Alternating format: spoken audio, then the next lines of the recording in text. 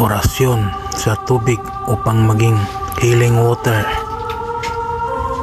May dinaramdam ka ba ngunit kinakapos ng pambiling gamot? Huwag mag-atubili na maniwala at gamitin ang orasyon upang magkaroon ng healing water.